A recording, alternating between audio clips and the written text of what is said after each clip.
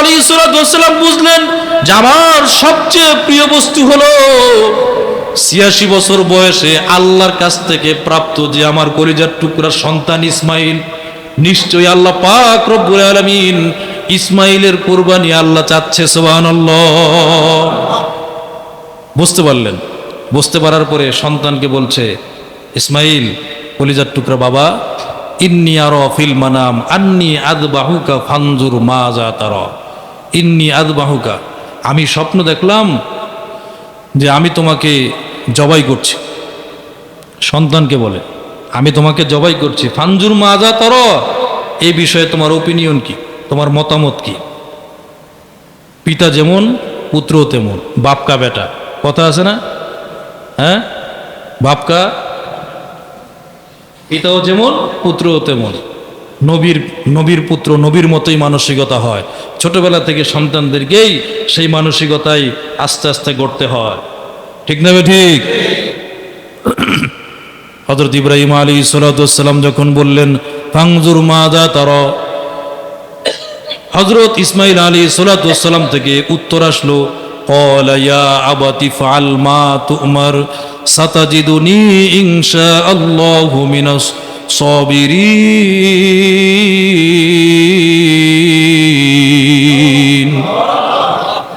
ক্বালা ইয়া আবাতি ফাআল মা তুমার, হে আমার জনক, হে আমার পিতা, ইয়া আবাতি ফাআল মা তুমার, আপনি যেই ব্যাপারে আদিষ্ট হয়েছেন অতি তাড়াতাড়ি আপনার আদেশকে বাস্তবায়ন করেন। অবশ্যই আমাকে ধৈর্যশীলদের অন্তর্ভুক্ত পাবেন।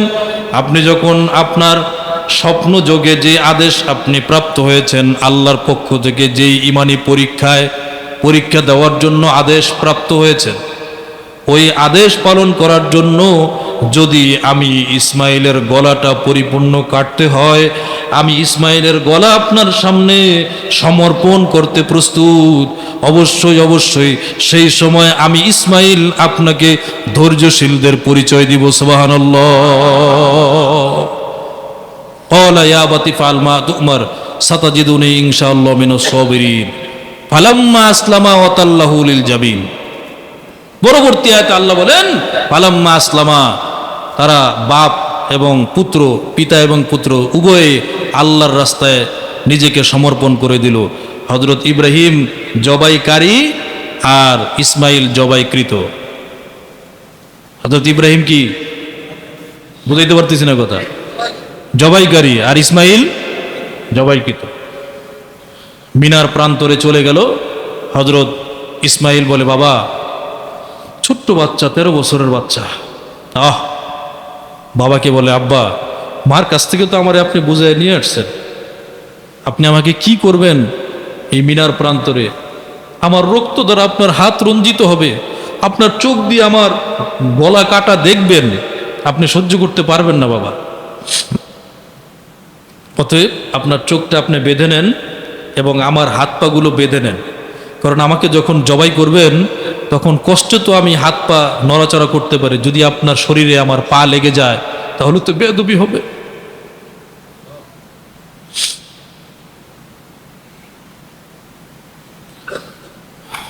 এদেরকেই বলি সন্তান। ঠিক না ঠিক? এখন তো অবাধ্য সন্তানদের অসৎ আচরণ কারণে অনেক বাবারা সন্তানের কারণে কান্নাকাটি করে, হুজুর ছেলেটা ভালো না, একটু দোয়া করেন। আছে না নাই? আর ইব্রাহিম আলাইহিস সালাম তখন ওই সময় কান্না করেছেন বাধ্য সন্তানের আচরণ দেখে। হযরত ইব্রাহিম চোখের পানি ছেড়ে দিয়েছে। কেমন সন্তান আল্লাহ আমাকে দান করেছে, সহনশীল সন্তান। জবাই করার সময় পা লাগবে এই ভয়ে তার পাটা বাঁধতে বলে আমাকে, হাতটা বাঁধতে পড়ে। আমার এমন কলিজার টুকরা সন্তানের এই আচরণ দেখে খুশিতে আত্মহারা হয়ে হযরত ইব্রাহিম চোখের পানি ছেড়ে দিয়েছে। আল্লাহ পাক উপর থেকে সব দেখতেছে কিনা? হ্যাঁ, ওয়া তাল্লাহু লিল জাবিন। যখন হযরত ইসমাইল আলাইহিস সালাম নিজের ঘাটটাকে, নিজের গলাটাকে কাত করে শোয়াই দিলেন, ফালাম্মা আসলামা ওয়া তাল্লাহু লিল জাবিন ওয়া নাদাইনাহু আইয়া ইব্রাহিম। তখন হযরত ইব্রাহিম আলাইহিস, অনেক লম্বা কথা, সংক্ষিপ্ত সময়, একটু পরে ছেড়ে দিব। হযরত ইব্রাহিম আলাইহিস সালাম যখন ছুরি চালাবেন চোখ বুজে ছুরি চালাচ্ছেন। এমত অবস্থায় আল্লাহ পাক রব্বুল আলামিন উপর থেকে সব দেখতেছেন। জিব্রাইলকে বলে, জিব্রাইল যাও আমার ইসমাইলের গলায় ওখানে একটা তামার পাত বসায় দাও। খবরদার আমার ইসমাইলের গলা কাটা তো দূরের কথা, কল্লা কাটা তো দূরের কথা, আমার ইসমাইলের গলার একটা পশম যাতে ছুরি কাটতে না পারে। আল্লাহ যদি শরীরে হুকুম না দেয়, শরীর কাটার শক্তি আছে? হযরত ইব্রাহিম আলাইহিস সালাম যখন আল্লাহু আকবার বলে গলার মধ্যে ছুরি চালাইলেন, আল্লাহ পাক রব্বুল আলামিন জিব্রাইল মারফতে জান্নাত থেকে একটা দুম্বা এনে দিলেন। হযরত ইসমাইল আলাইহিস সালামকে সরায়া সেখানে সাথে সাথে দুম্বা দিয়ে দিলেন, সাথে সাথে দুম্বা কুরবানি হয়ে গেল।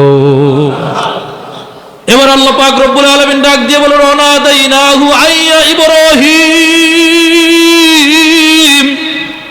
মধুর ডাক, মধুর ডাক। বন্ধু ডাক দিছে আরেক বন্ধুরে, ওরে ইব্রাহিম, কদ সাদ্দাকাতার রুইয়া। ইব্রাহিম রে, আমি তোমার যে স্বপ্ন দেখাইছিলাম তোমার পুত্র ইসমাইলকে কুরবানি করার জন্য, তুমি তোমার স্বপ্ন বাস্তবায়ন করেছো। আমি আল্লাহ পাক রব্বুল আলামিন তোমার ইসমাইল জবাই না হওয়া সত্ত্বেও তুমি তোমার স্বপ্নকে বাস্তবায়ন করেছো।